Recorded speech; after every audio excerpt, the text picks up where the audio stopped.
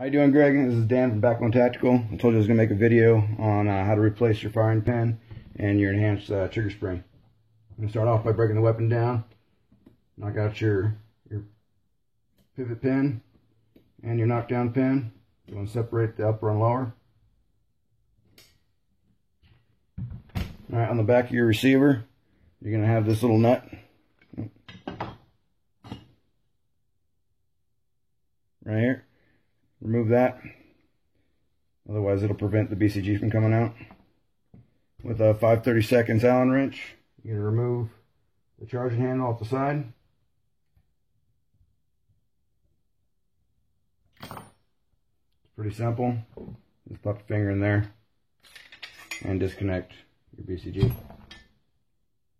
For the most part, all you're going to need is a pen, a hammer, and some sort of little pick. You can use a paper clip, something like that. You remove the retaining pin, hold the firing pin in, knock out your standard firing pin, go ahead and put in your enhanced, and then replace the retaining pin. The easiest way to do this is a little bit downward pressure as you're sticking it in. Get it in about halfway, push it down, it'll go right back in. Pretty quick and easy for the firing pin. Hammer's a little bit more difficult. You need a punch and a hammer. You want to go to your front pin right here. It's going to be your hammer pin.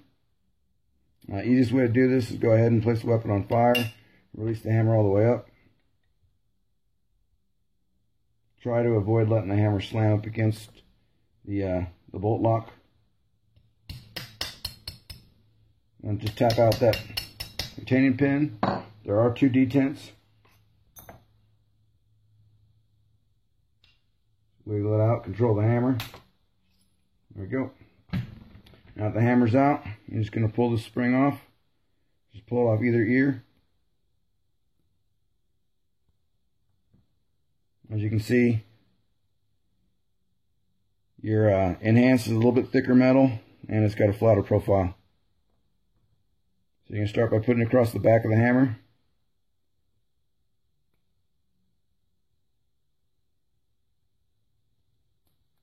And bring the ears around either side. Spring should be touching the back of the hammer, and your spring leg should be going out to the front.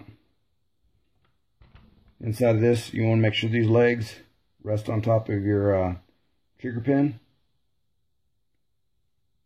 Get it in there. It is high tension, so it's going to be a little bit more difficult to get in. When you go to put your hammer pin back in, you got 2 detents. You want the long side to go in first. Line up all the holes.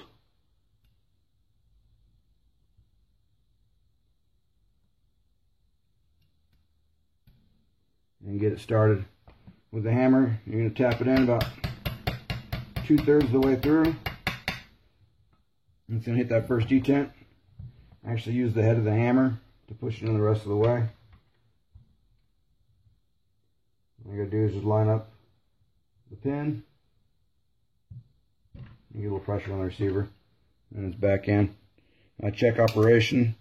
Make sure it locks, that it releases, and that if you hold the trigger, it should be held by the disengager, and release it and it locks down.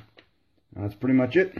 I said I'll show you some pictures of the recalled hammer and the ones I modified.